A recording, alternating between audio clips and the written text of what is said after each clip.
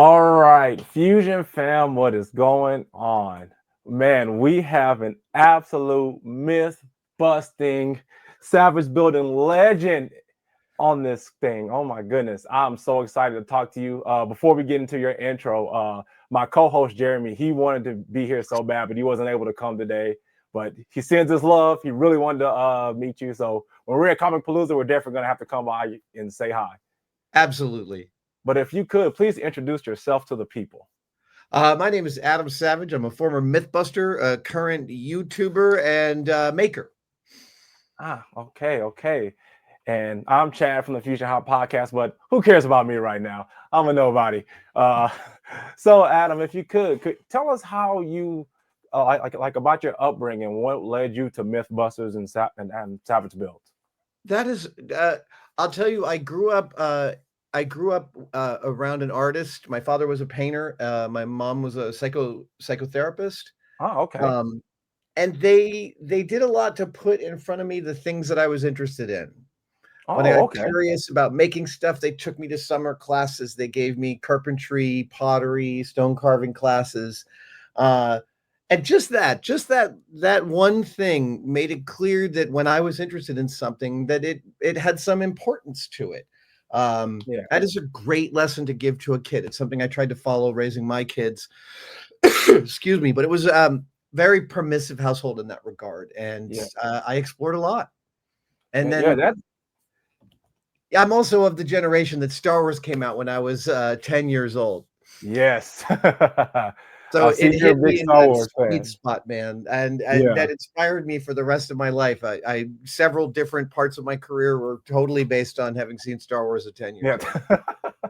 I'm happy Star Wars can inspire you because you've definitely inspired the nation. My brother-in-law would probably kill me if I didn't say this, but my brother-in-law, he's a bit younger than me, and when I used to watch him, Mythbusters, what we would always watch all the time. So I'll definitely have to put that out here right now. You Well, inspired him, so he's in the oh, Air Force living his best life, and you're part and parcel of that. So thank you for that. amazing. Will you please tell your parents that I'm sorry?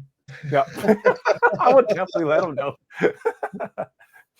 So, if you could just talk about like your time and how you started Mythbusters.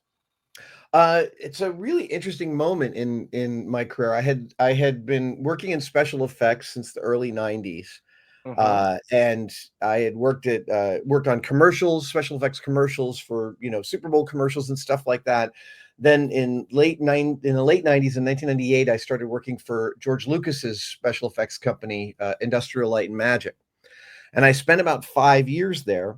Uh-huh. That led to working on, I think in the early aughts, I worked on the Matrix sequels. Oh And then, wow. yeah.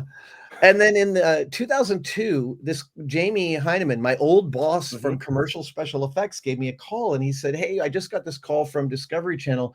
They want a demo reel for this thing called Mythbusters."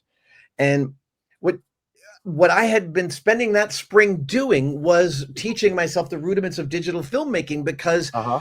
all of this equipment came online in 2002 that made it much easier. Apple Mm-hmm. released a PowerBook that had FireWire in, and Sony's DV cams were getting smaller and cheaper. Mm-hmm. And so I had all the skills and tools I needed to shoot a demo reel, which we did the next morning. We sent it into Discovery. And I'm not joking. They showed up about 3 weeks later to film the pilots, and we didn't really stop filming for 14 years. Oh.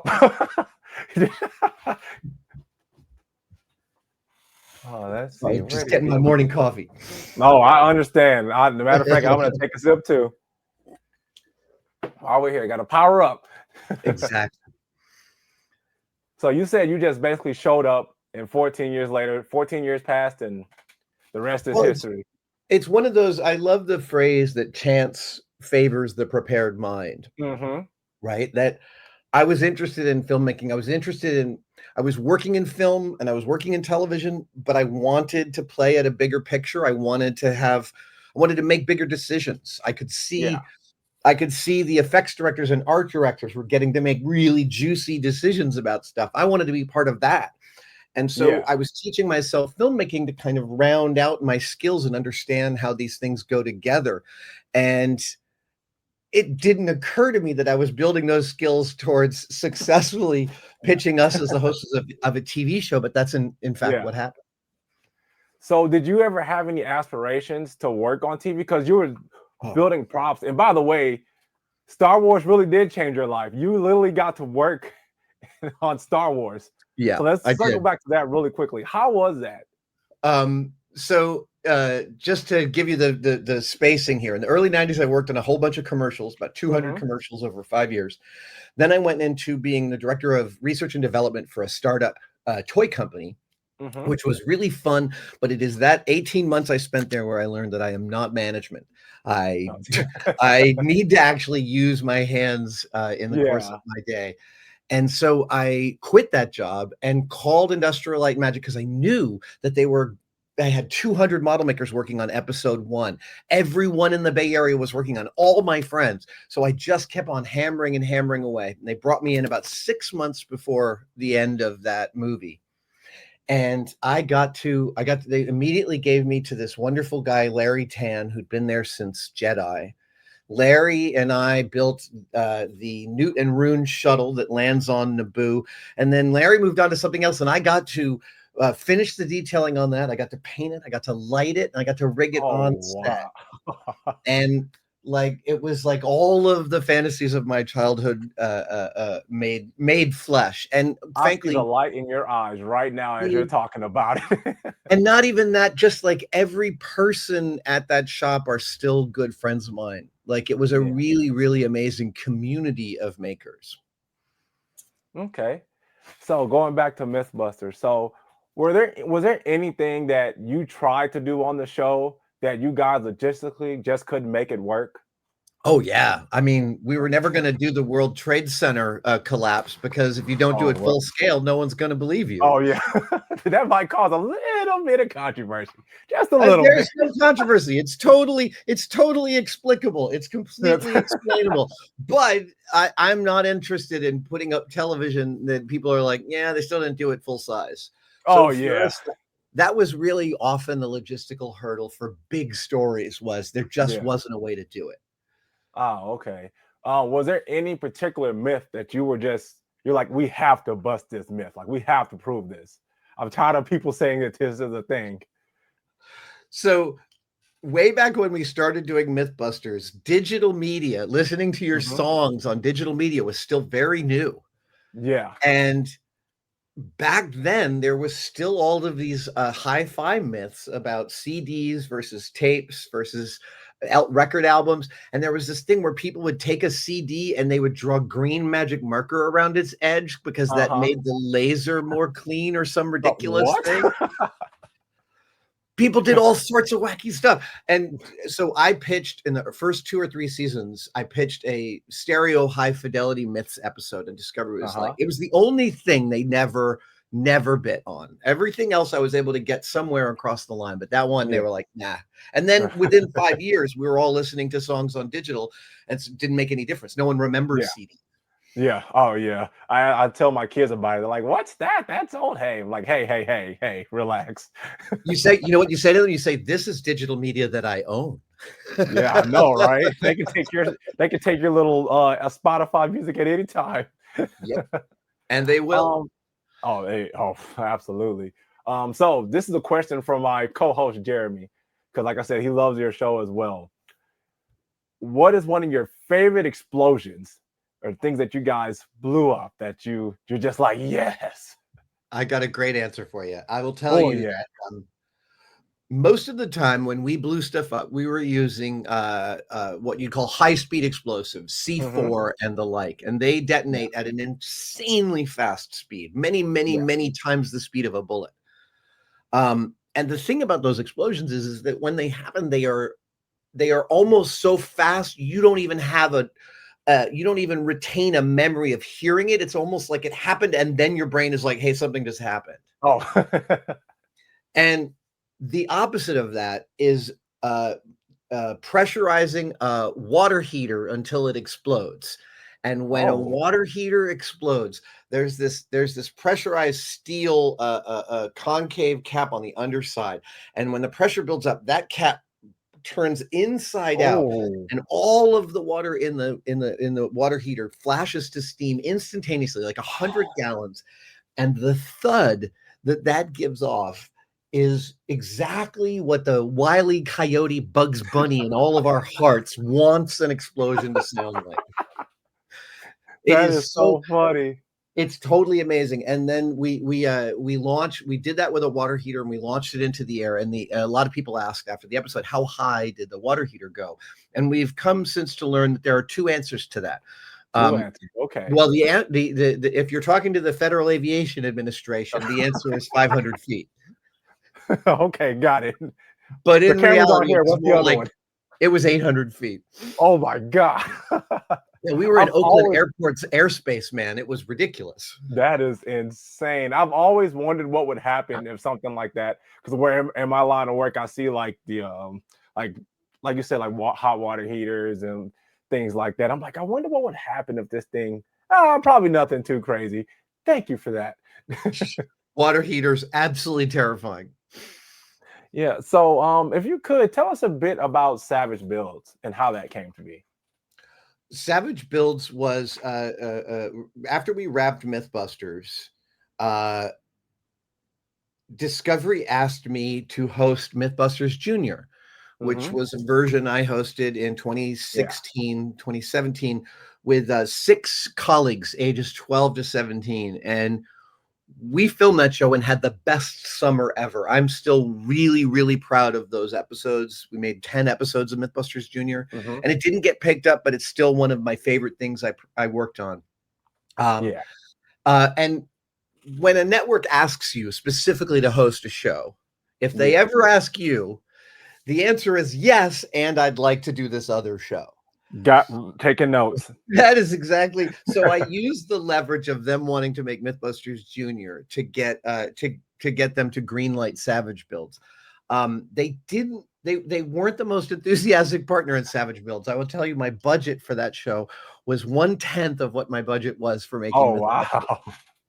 But It, but we got to do some unbelievable stuff. We got to do dog fights in World War I planes down at Peter oh, Jackson's airport oh down in wow. New Zealand. It was crazy. Yeah, like I don't know, building an Iron Man suit, living out all our dreams. So when we were over at Oakland Airport in one of the hangars filming the Yeah. Iron Man suit flying. Mm-hmm. And that morning, a good friend of mine who lives over in Oakland was like, "Hey, are you around today?" And I was like, "Yeah, dude, I'm over at Oakland Airport. Let me give you the address. Come on by." I did not tell him he was going to watch the titanium Iron Man suit Oh my fly. He God. was like, "Man, you really know how to show a guy a good time." I know, right? I'm hanging out with you more often. Exactly. Okay, so as far as Comicpalooza, how excited are you to be there and to interact with the fans? It's going to be such a great time. I love the scene at any con, but I also love how different the cons are. Mm-hmm. Um, each one is really unique. So coming down to Houston to Comicpalooza is really exciting. Haven't done it before. This is my first time. Oh, Uh, really? Okay. yeah. And working the cons at the autograph table is something I've only been doing for about 6 years now. Oh, okay. It's still quite new. And I love the interaction with the fans. I love people bringing their costumes, showing me the props they made, talking about the Mm-hmm. videos that we put up that helped inspire them. Yeah. The other thing that that I find really moving at cons is that every now and then somebody brings you something and you see that they have a remarkable amount of skill. Mm-hmm. Yeah, oh, And yeah. when you're older and you've chewed on the mud of your career and you meet a young person and you can see that they're lightning in a bottle and you can see they don't even know how hard Yeah. what they did was, getting to tell them, getting to be a person they Yeah. respect, to say, "Hey, listen, you're really, really good at this," is one of the Oh, singular pleasures of sitting there. oh man, you melt their hearts every time. There's so many great. Oh, They you see melt so many. mine. Yeah. Oh, yeah. And one last question, because like I said, I know you're a busy man. You got a Yeah. lot to do. You've done so much, and you've inspired so many people. Like I said, my brother-in-law, myself, my best friend, like we all, just like everybody else, we love what you do. What do you want your legacy to be? Oh, It's hard to imagine that it's any better than what you've just described. I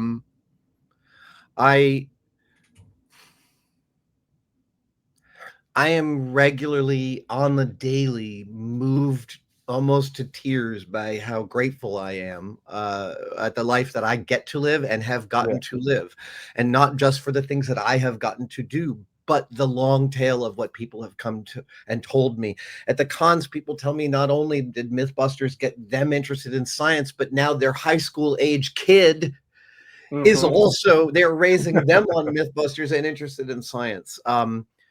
The five of us hosts and the 20 plus person team that made Mythbusters for 14 years, we loved making that show. We made it with all of our hearts, and we were Hmm. so proud of it, and it yielded so many deep important friendships for all of us. The idea that that is also inspiring is such an added Yeah. crazy bonus. um so yeah, listen, you know, I could be struck by lightning tomorrow and I would think that's just fine. I've had a marvelous ride. Well, I don't know. I was watching some Mythbusters yesterday, and I watched you pee on an electrical fence, so you might be okay. Who knows? You know, one of the axioms is good television and dignity are mutually exclusive. Yeah. Yeah. Oh, yeah. Well, Adam, thank you so much. Guys, June 20th through the 22nd, come see Adam Savage at Comicpalooza. And also come see your favorite podcast. We'll be there too, Yes. podcasting it up. And we're definitely coming to see you as soon as you get there, as soon as you land. We'll be first at your table. Fantastic, Chad. I can't wait, man. Really good to see you this morning. All right, nice to see you as well. Well, I'm Chad, and this is Adam Savage, and this is the Fusion Hot Podcast, and we're out. See you later.